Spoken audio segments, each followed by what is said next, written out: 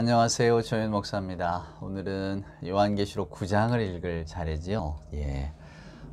앞서 8장에서는 일단 네 천사가 나팔을 다 불었습니다. 우리가 보고 있는, 또 우리를 둘러싸고 있는 자연환경이 어떻게 파괴되어져 가고 변화되어져 가는가를 우리가 보았잖아요. 이제 독수리 한 마리가 날아가면서 화로다. 화를 3번 이야기하고 지나갔습니다.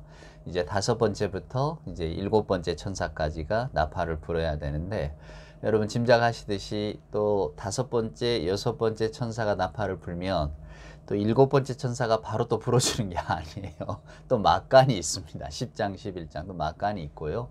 또 그런 장면들이 계속해서 이어지면서 우리에게 어떤 하나님이 보여주시는 종말의 세계가 이제 분명하게 드러나게 되는데, 오늘은 일단 그 9장의 말씀 5번째 나팔을 부는 장면을 한번 살펴보도록 하겠습니다. 9장 1절입니다.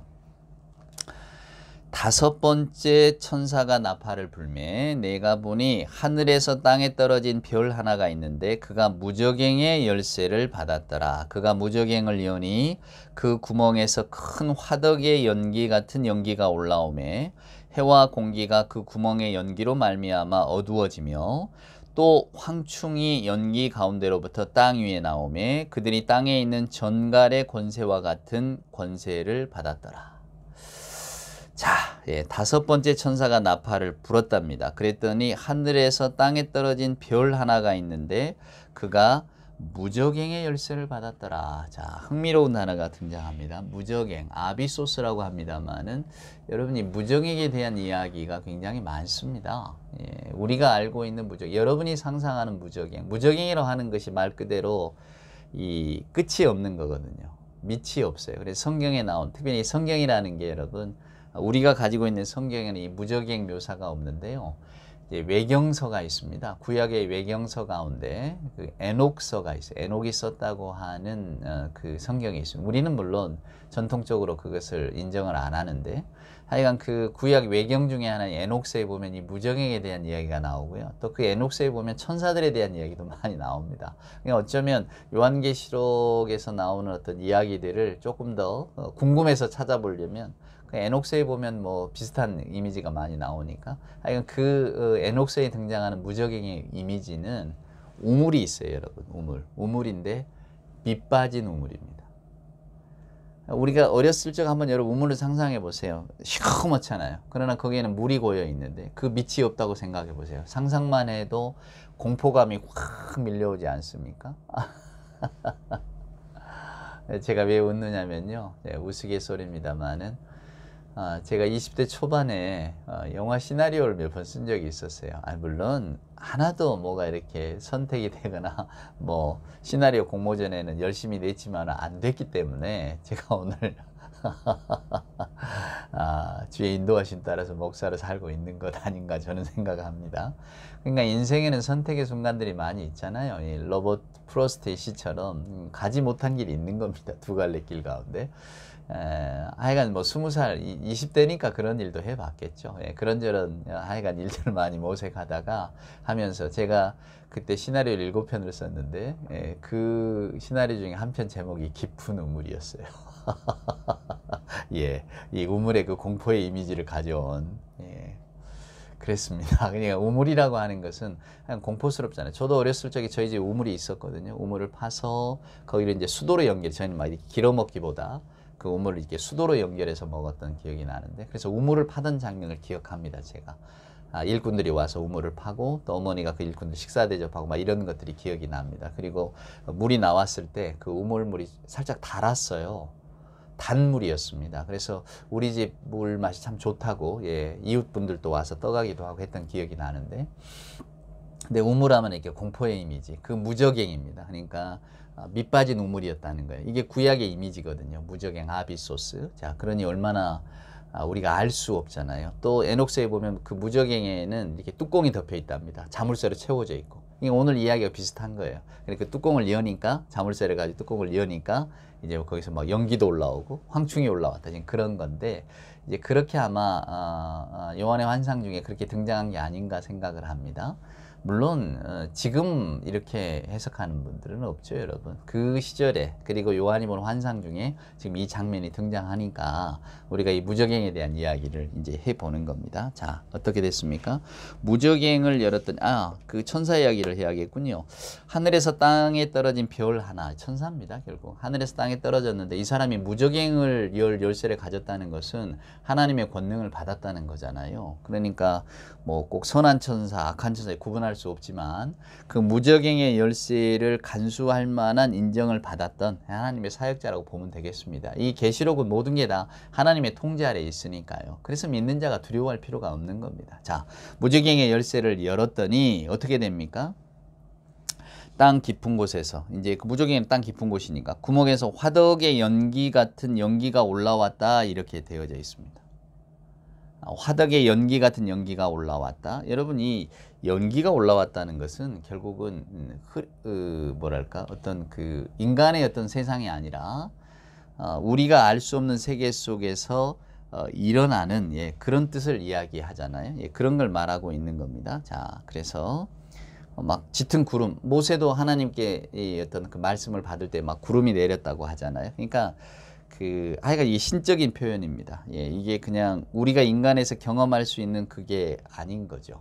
요엘서에도 보면 그 구름이 빽빽한 날이라고, 어둡고 캄캄한 밤에, 하나님의 심판의 날에 구름이 빽빽한 날이라고 표현한 것처럼, 그만큼 우리가 그냥 일상에서 경험하기 어려운 하나님의 놀라운 현현, 그것이 뭐 천둥, 번개, 연기, 구름 뭐 이렇게 표현되듯이 오늘 그런 표현이 되어지는 겁니다. 그래서 연기가 올라왔대요.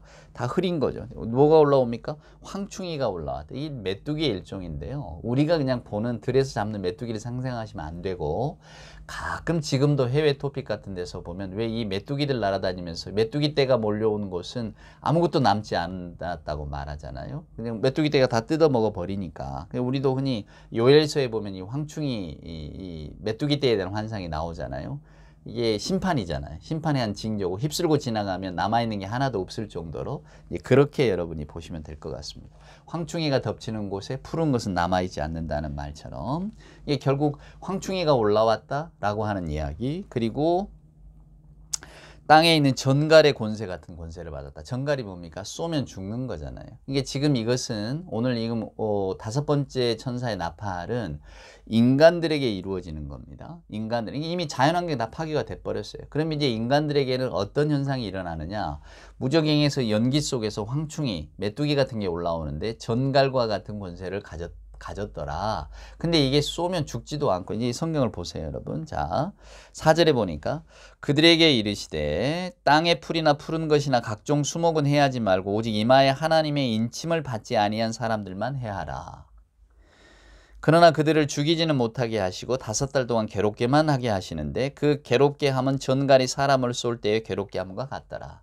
우리는 전갈이라고 하는 그런 어떤 그 곤충이 이렇게 익숙하지 않잖아요.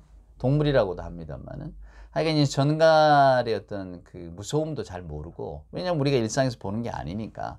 근데 전갈은 쏘고 사람을 괴롭게 하고 그런 게 있나 봐요. 지금 이 고대 근동에는, 요한이 볼 때에는 이게 너무 익숙한 장면이니까. 그래서 그 전갈에 빗대어서 지금 전갈 환상이 나타나는 겁니다. 사람을 쏘되 괴롭게 했단 말이에요. 6절에 보면 그날에는 사람들이 죽기를 구하여도 죽지 못하고 죽고 싶으나 죽음이 그들을 피하리로다. 이거 고통만 주는 거죠. 황충들의 모양은 전쟁을 위하여 준비한 말들 같고 그 머리에 금 같은 관 비슷한 것을 썼으며 그 얼굴은 사람의 얼굴 같고 또 여자의 머리털 같은 머리털이 있고 그 이빨은 사자의 이빨 같고 또 철 호심경 같은 호심경이 있고 그 날개들의 소리는 병거와 많은 말들이 전쟁터로 달려 들어가는 소리 같으며 또 전갈과 같은 꼬리와 쏘는 살이 있어 그 꼬리에는 5달 동안 사람들을 해하는 권세가 있다. 무슨 말입니까? 그러니까 이 황충이를 마치 인간처럼 묘사하는 거죠. 우리도 흔히 뭐 현미경 같은 걸로 확대한 뭐 파리나 뭐 메뚜기나 이런 곤충들의 모습을 보면 놀랄 때가 많잖아요. 뭐 이런 것처럼 이런 모습을 가졌더라. 마치 전쟁을 하는 사람의 모습, 전쟁터에 마치 투구 갑옷을 입고 있는 것 같은. 그러니까 결국 이 황충이 사람을 달려들어서 얼마나 무섭게 하는가를 지금 보여주고 있는 겁니다. 단순한 메뚜기가 아니라고 하는 거죠. 자, 11절에 보니까 그들에게 왕이 있으니 무적행의 사자라. 그렇죠? 무적행의 사자라. 히브리어로는 그 이름을 아바돈이요. 헬라어로는 그 이름이 아볼루온이더라. 예. 무슨 이야기입니까? 자, 그들에게 왕이 있었다는 거예요. 그 황충이들에게 그냥 때로 무의식적으로 움직이는 게 아니라 왕이 있어서, 근데 그 왕의 이름이 아바돈이요 헬라어로는 아볼루온이었다. 그 이름을 가진 왕들이 있어서 이들을 통제하더라. 지금 그런 이야기입니다. 근데 이게 재미있는 단어가 5달이잖아요. 여러분 왜 5달일까? 5달 동안 사람을 해하는 권세가 있다. 원래 계시록도 마찬가지입니다만 성경에 10이라고 하는 것은 충만한 숫자입니다. 그러니까 계시록에 나오는 10이라고 하는 숫자, 뭐 10일 동안의 환란이라든가 이런 것들은 그냥 하나님이 정하신 고난의 완전성, 환란의 완전성을 뜻하는 것으로 이해하시면 돼요. 근데 절반이잖아요. 5일이니까. 그러니까 무슨 이야기냐면 하나님께서 어떤 환란을 지금 주시는데 이게 완전하게 주시는 건 아니다 그 말입니다. 5일 동안 절반 동안의 환란만 주신다. 그러니까 뭐 대환란 전에 일어날 작은 환란을 말하고 있는 거겠죠. 근데 여러분이 기억하실 것은 우리가 흔히 뭐 7년 대환란이니 막 이런 이야기들을 합니다만은 그 연도나 어떤 시기가 그러면 분명하게 구분이 되느냐? 구분이 잘 안 됩니다. 구분할 수도 없고요. 하나님의 시간이고 하나님의 계획이기 때문에. 그러니까 오늘 이 장면은 5번째 천사가 나팔을 불 때에는 아직 완전한 하나님의 심판이 다 이루어진 게 아니고 그 앞에 예비적인 단계로 조금 그러니까 5달 동안이라고 하는 것이 작은 환란이 이루어지더라. 완전하게 이루어지었다. 이런 이야기가 아니다 그 말입니다. 네, 그것만 기억하시면 됩니다. 5달, 그냥 물리적으로 5달이냐 그런 게 아니고 지금 이보다 나중에 더 큰 환란이 오겠구나. 그때에 우리 앞에 펼쳐지는 작은 환란 중에 하나가 이런 환란이구나 라고 하는 것을 우리에게 보여준다고 하는 거죠. 자, 여기 보니까 무적행의 사자 이름이 히브리 말로는 아바돈, 헬라어로는 아볼루온이었다 그 말입니다. 여러분 아볼루온 다 뭐냐면 멸망이란 뜻입니다. 망한다. 파괴된다 그런 뜻이죠. 아볼론이 파괴라는 뜻이거든요.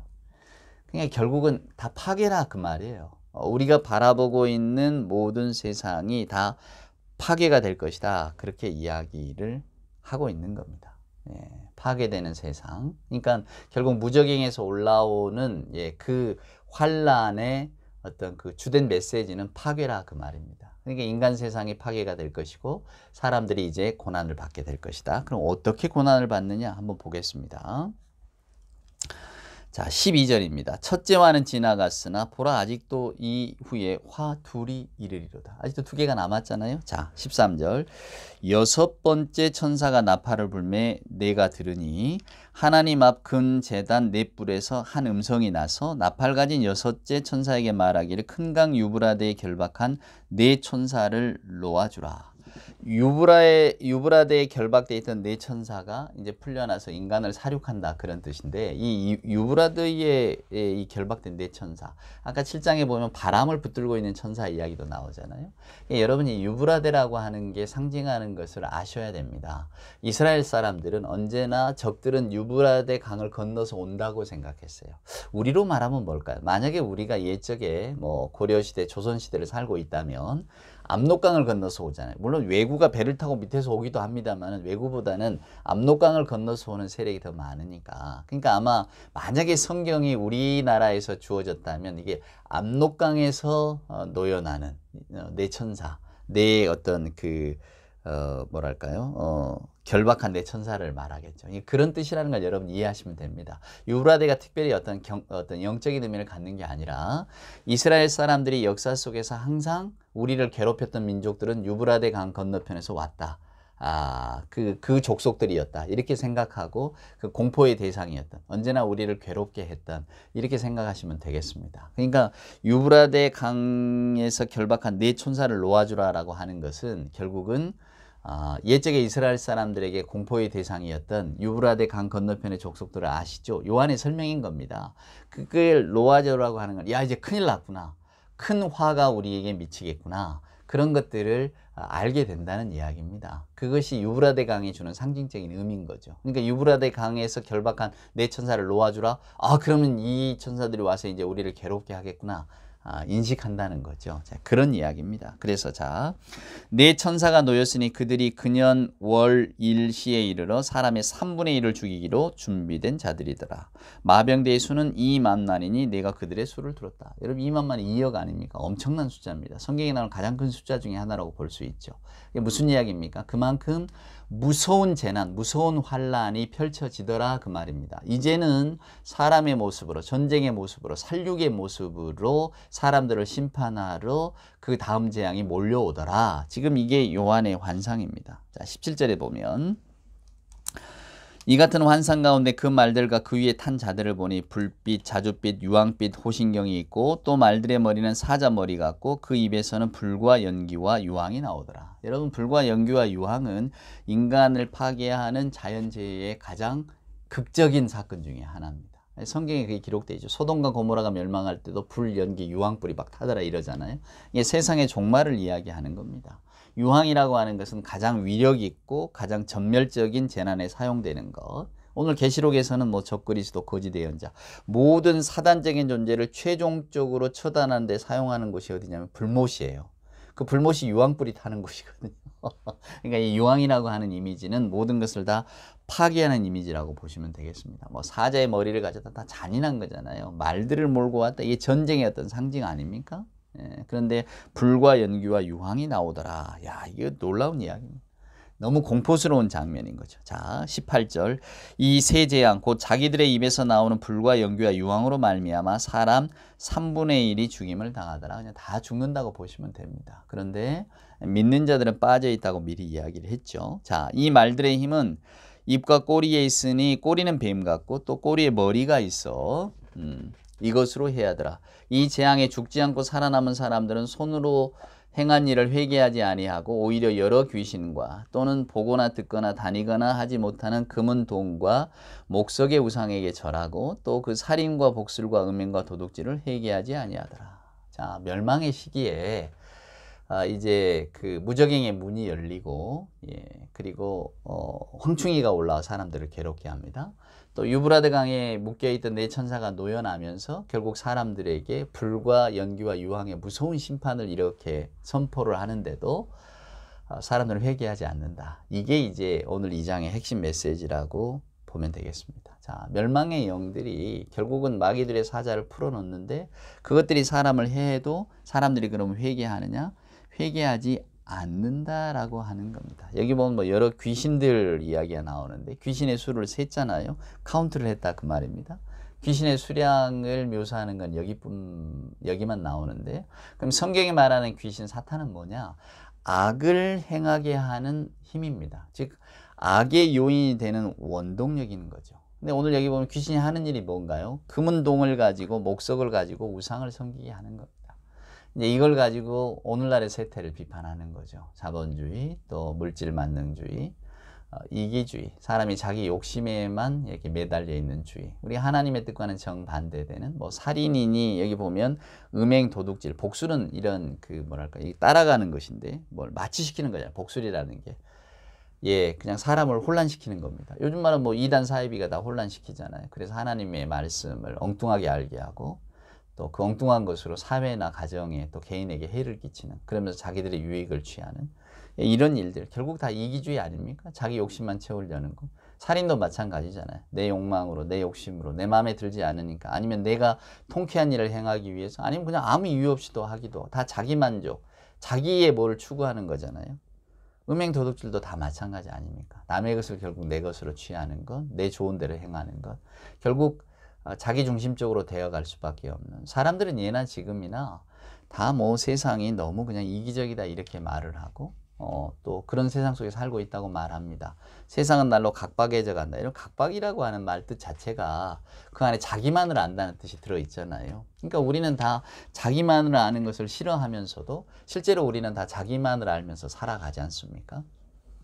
이기주의죠. 네, 이것이 어떤 그 뿌리의 끝은 어디일까? 결국 자기 욕심인데 내가 편하고 모든 일이 다 내 마음에 맞아야 되잖아요. 이게 내 마음에 맞지 않으면 분노가 올라오는 겁니다.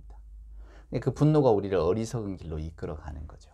이걸 잘 여러분이 염두에 두셔야 됩니다. 근데 이게 뜻대로 안 됩니다.